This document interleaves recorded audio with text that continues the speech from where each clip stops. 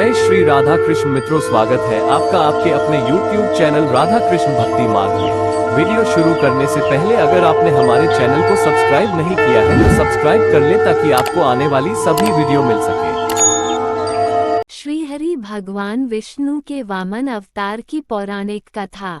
भगवान विष्णु के वामन रूपी अवतार की कहानी बड़ी ही रोचक है, क्योंकि इस पौराणिक कथा में देवों और दैत्यों के बीच हुए युद्ध में जीत और हार के साथ ही अपने वचन निभाने की कसौटी का बड़ी ही खूबसूरती से वर्णन किया गया है।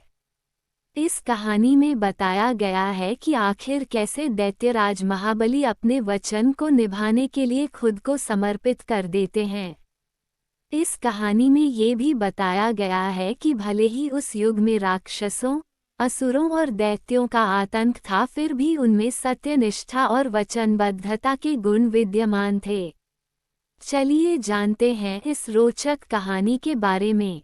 भगवान विष्णु के वामन अवतार की कथा कुछ इस प्रकार से है कि देव और दैत्यों के बीच जब युद्ध हो रहा था तब सभी दैत्य हार ही चुके थे। पराजित दैत्य इसके बाद मृत दैत्यों और घायलों को लेकर चले जाते हैं, वहीं दैत्यराज बलि को इंद्र देव घायल कर देते हैं।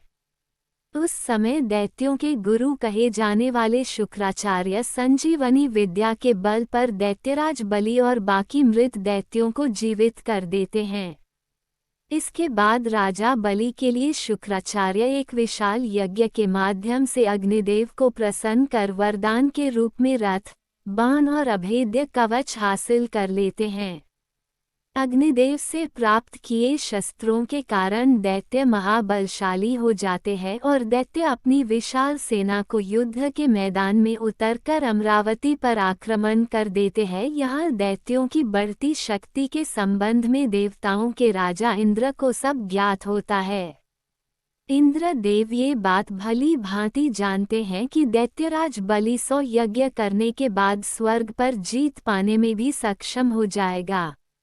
इस बात से इंद्र देव भय खाने लगते हैं और श्रीहरि भगवान विष्णु की शरण में पहुँचते हैं। इंद्रदेव की समस्या को सुन श्रीहरि भगवान विष्णु उन्हें सहायता करने का आश्वासन देते हैं। विष्णु जी कहते हैं कि वो वामन अवतार रूप में माता अदिति के गर्भ से अवतार लेंगे। श्रीहरि भगवान विष्णु से आश्वासन पाकर इंद्र देव निश्चिंत होकर चल देते हैं। इधर दैत्यराज बलि देवों को पराजित कर देते हैं। ये देख महर्षि कश्यप के कहने पर माता अदिति पुत्र प्राप्ति की कामना करते हुए उपासना आरंभ करती हैं। इसी उपासना के बाद श्रीहरि भगवान विष्णु ने भाद्रपद मास की शुक्ल पक्ष की द्वादशी तिथि के दिन माता अदिति के गर्भ से वामन रूपी अवतार लिया। विष्णु जी अपने इस अवतार में ब्रह्मचारी ब्राह्मण का रूप धारण करते हैं। महर्षि कश्यप उनका ऋषियों के साथ उपनयन संस्कार करते हैं। इस तरह वामन बटुक को महर्षि पुलह यज्ञोपवीत, अगस्त्य मृग चर्म, मरीचि पलाश का दंड, अंगिरस वस्त्र, सूर्य छत्र, भृगु खड़ाऊं, गुरुदेव जनेऊ तथा कमंडल, माता अदिति कोपीन, सरस्वती रुद्राक्ष की माला तथा कुबेर भिक्षा पात्र प्रदान करते हैं। सभी से कुछ न कुछ लेकर वामन अवतार पिता से आज्ञा लेते हैं और फिर दैत्यराज बलि के समीप जाते हैं। जिस समय वामन राजा बलि के पास पहुंचते हैं उस समय बलि नर्मदा नदी के तट पर अपना अंतिम 100वां यज्ञ संपन्न करने जा रहे होते थे। वामन अवतार लिए श्रीहरि भगवान विष्णु जी राजा बलि से भिक्षा मांगते हैं और भिक्षा में भी 3 पग भूमि दैत्यों के राजा बलि से मांगते हैं। दैत्य राजा बलि अपने गुरु शुक्राचार्य के मना करने के बावजूद श्रीहरि भगवान विष्णु के वामन अवतार को 3 पग भूमि दान में देने का वचन संकल्प दे देते हैं। इस तरह श्रीहरि भगवान विष्णु का वामन अवतार एक पग में स्वर्ग लोक और दूसरे पग में संपूर्ण पृथ्वी नाप लेते हैं।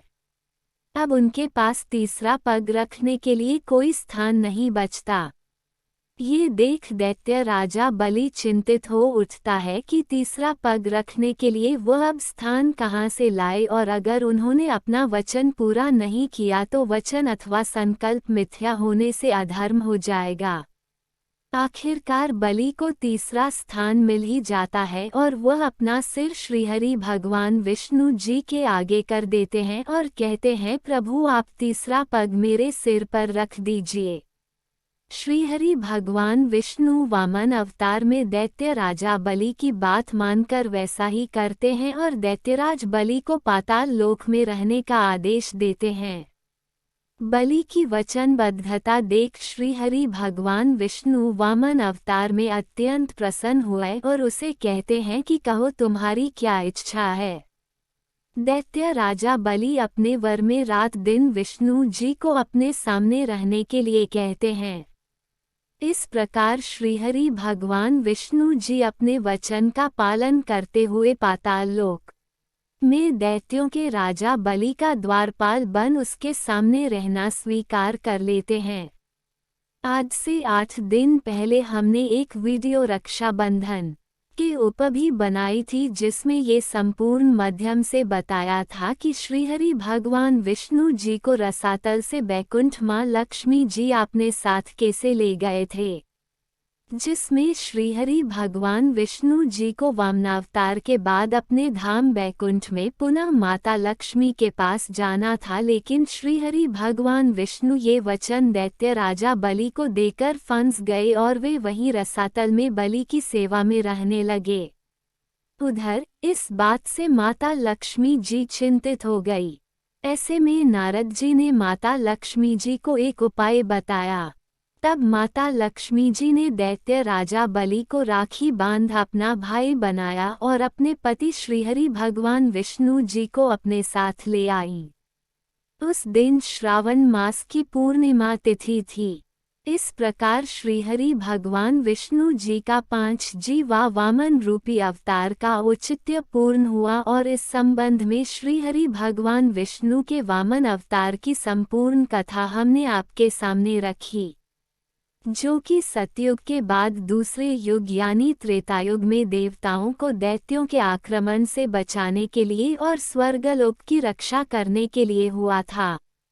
अगर वीडियो में कोई त्रुटि हो तो नीचे कमेंट बॉक्स में अवगत कराएं, और अगर वीडियो अच्छी लगे तो लाइक और शेयर करें। धन्यवाद। हरे राधा कृष्ण।